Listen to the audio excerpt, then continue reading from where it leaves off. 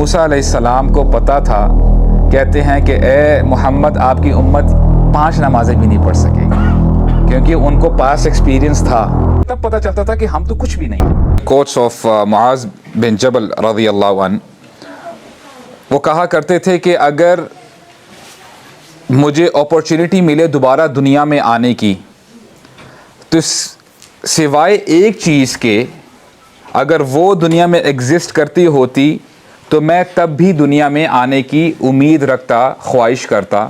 اگر وہ چیز اس دنیا میں نہ ہوتی تو میں دوبارہ دنیا میں کبھی آنے کی تمنا نہ کرتا۔ اور جب ان سے پوچھا گیا کہ وہ کیا چیز ہے تو فرمایا کرتے تھے وہ گیدرنگز جہاں پہ اللہ کے دین کے بارے میں بات کی جاتی ہے، وہ حلقات، وہ کلاسز، وہ مجلسیں جہاں پہ اللہ کے دین کے بارے میں بات کی جاتی ہے، رسول اللہ صلی اللہ علیہ وسلم کے بارے میں بات کی جاتی ہے۔ تو these gatherings are very crucial, انسان کے ایمان کو بوسٹ دینے کے لیے بڑی کروشل ہیں۔ اور کچھ باتیں انشاءاللہ میں آپ سے شیئر کروں گا۔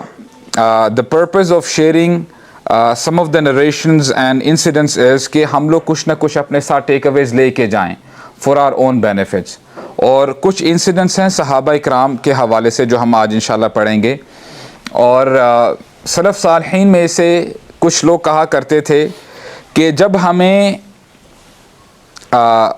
predecessors یعنی وہ اپنے سے جو گزرے ہوئے لوگ تھے، یعنی صحابہ اکرام، تابعین، تبع تابعین، ان کے بارے میں ہمیں بتایا جاتا تو افتضحنا کلنا، تو we became exposed، کہ ہمیں یہ پتہ چلتا کہ ہم کہاں پہ کھڑے ہیں، کہ وہ لوگ کس لیول پہ جا کے دنیا میں رہتے ہوئے دین پر چلتے تھے، استقامت ان کے اندر تھی۔ اور عموماً ہوتا کیا ہے کہ جنرلی بندہ ایک پرٹیکولر کلاس میں ہو، ایک اسٹوڈنٹ، اور امیجن کریں کہ پوری کلاس میں سارے نالائق اسٹوڈنٹس ہیں اور ایک ہی اچھا اسٹوڈنٹ ہے، لائق ہے، جو اچھے مارکس لیتا ہے، تو ہو سکتا ہے کہ اس کے مائنڈ میں آ جائے کہ I am better than all of these students, میں ان سب سے بہتر ہوں۔ لیکن جب اس کو پتہ چلتا ہے کہ جو میرا ساتھ میں جو میری کلاس ہے، میرے جو سیکنڈ بیچ ہے، تو وہاں پہ تو ہر بندہ لائق ہے، اور جب وہ ان کے مارکس چیک کرتا ہے تو ہی از نو ون، وہ کہیں بھی سٹینڈ نہیں کرتا۔ تو میننگ یہ سلف صالحین کہا کرتے تھے جب ہمیں تابعین کی، تبع تابعین کی، صحابہ اکرام کی سیرت سنائی جاتی تھی تو ہمیں تب پتہ چلتا تھا کہ ہم تو کچھ بھی نہیں ہیں، ہم تو کچھ بھی نہیں کر رہے۔ اور جب بھی ہم صحابہ اکرام کی بات کرتے ہیں at times we assume that these people were superhuman، کہ یہ ہو سکتا ہے کہ شاید ہماری طرح کے لوگ نہیں تھے، حالانکہ یہ کھانا بھی کھاتے تھے، کپڑے بھی پہنتے تھے، ان کی بھی فیملیز تھی، کاروبار بھی کرتے تھے، سب کچھ کرتے تھے، یہاں تک کہ یہ غلطیاں بھی کرتے تھے۔ لیکن کیا چیز ڈسٹنگوش کرتی ہے صحابہ اکرام کو، وہ یہ کہ جب وہ غلطیاں کرتے تھے ان کو ایڈمٹ کرتے تھے، اور اس کے بعد وہ کوشش کرتے تھے کہ ہم نے اس کے بعد اب یہ غلطی نہیں کرنی۔ مثال کے طور پہ معاذ بن جبل رضی اللہ عنہ وہ عشاء کی نماز لیڈ کر رہے ہیں، اور امیجن کریں کہ انہوں نے کون سی سورت تلاوت کی ہوگی؟ گیو می اے وائلڈ گیس۔ سورہ اخلاص؟ اچھا ٹھیک ہے، اینی بڈی ایلس؟ اچھا، ویسے جواب الحمدللہ بالکل ٹھیک آ گئے، انہوں نے سورہ بقرہ کی تلاوت کی۔ سورہ بقرہ کی تلاوت کرتے ہیں، اور سورہ بقرہ اٹس اے لانگ سورہ، دا لانگسٹ سورہ آف دی قرآن۔ تو ہوا کیا کہ اب جب وہ سورت تلاوت کر رہے ہیں، اور ان کی تلاوت ہماری طرح نہیں ہوتی تھی کہ جلدی جلدی تلاوت کی، ٹھہر ٹھہر کے اچھے طریقے سے الفاظ ادا کیے، تو ہوا کیا کہ جب انہوں نے سلام پھیرا تو پیچھے مقتدیوں میں ایک بزرگ بھی تھے، تو بزرگ بہت پریشان ہوئے، تھوڑا سے غصے میں بھی آ گئے، تو کہتے ہیں کہ میں رسول اللہ کے پاس جا رہا ہوں کمپلین کرنے کے لیے۔ امیجن کریں وہ کس وقت گئے ہوں گے نماز اٹینڈ کرنے کے لیے، اور پھر کب باہر نکلے ہوں گے مسجد سے، سبحان اللہ۔ تو رسول اللہ صلی اللہ علیہ وسلم کے پاس جاتے ہیں اور کہتے ہیں یا رسول اللہ، معاذ بن جبل نے آج سورہ بقرہ کی تلاوت کی عشاء کی نماز میں۔ تو یہ نیوز جب معاذ بن جبل کو پتہ چلتی ہے تو معاذ بن جبل کہتے ہیں انہ منافق، یہ تو منافق ہے۔ تو پھر جاتے ہیں رسول اللہ کے پاس. تو رسول اللہ صلی اللہ علیہ وسلم جب دیکھتے ہیں معاذ بن جبل کو اپنے سامنے تو کہتے ہیں یا معاذ افتان انت, کہ تو نے لوگوں کو فتنے میں ڈال دیا ہے.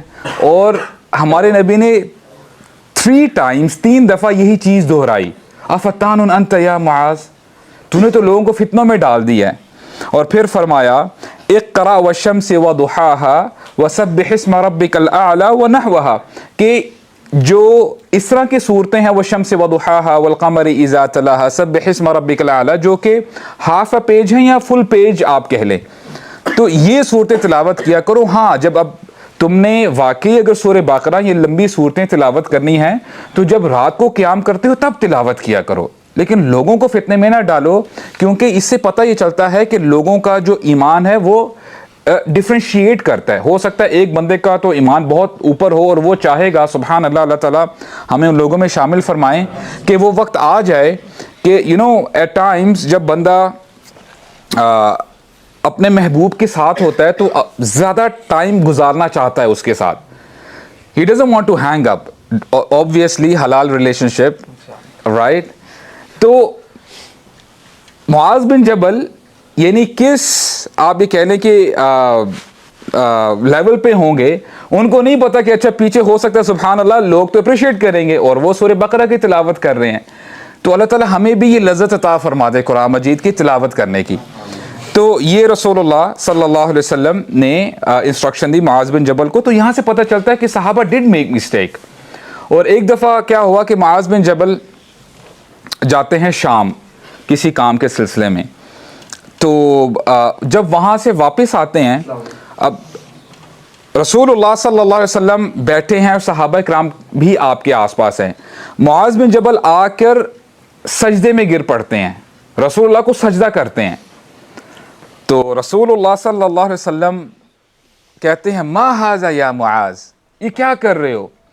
تو معاذ کہتے ہیں یا رسول اللہ میں جب شام گیا وہاں پہ میں نے دیکھا کہ لوگ بادشاہوں کو ایسے ہی سجدے کیا کرتے ہیں, اور آپ کا زیادہ حق بنتا ہے کہ لوگ آپ کو سجدہ کریں, اس لیے میں آپ کو سجدہ کر رہا ہوں. تو رسول اللہ صلی اللہ علیہ وسلم نے سمجھایا کہ سجدہ کرنا صرف اللہ تعالیٰ کے لیے جائز ہے, ادروائز آپ کسی کو سجدہ نہیں کر سکتے. اور یہ ہمارے لیے بھی لیسن ہے, جب بھی آپ دیکھیں کہ کوئی بندہ اللہ کے علاوہ کسی اور کو سجدہ کر رہا ہے, that is not correct, یہ شرک میں آتا ہے. اللہ کے علاوہ کسی کے آگے ایمان والا مسلمان وہ نہیں جھک سکتا. پھر رسول اللہ نے ان کو انسٹرکشن دی یا معاذ فلا تفعل, ایسے مت کرو. تو انہوں نے تب بھی ان کو انسٹرکشن دی. حضور پاک صلی اللہ علیہ وآلہ وسلم کے پاس جاؤ تو وہ اللہ کا تعارف کرواتے ہیں, اگر اللہ کے پاس جاؤ تو وہ حضور پاک صلی اللہ علیہ وآلہ وسلم کا تعارف کرواتے ہیں. اس راز کا خلاصہ یہ ہے کہ زمین سے آواز آسمان کی طرف جاتی ہے لا الہ الا اللہ, اور آسمان سے واپس آواز آتی ہے محمد رسول اللہ. سبحان اللہ. کسی انسان کا ذرا سا دل دکھا لینا, کسی جانور کو اذیت دے لینا, یہ سب چاہے بہت معمولی سا لگتا ہو, مگر بعض دفعہ زندگی میں انسان مشکل میں ہوتا ہے اور اس کو سمجھ میں نہیں آ رہا ہوتا کہ اس نے ایسا کیا کیا ہے جس کی سزا اسے یوں مل رہی ہے, لیکن ایک واحد پوری زندگی اجاڑ دیتی ہے.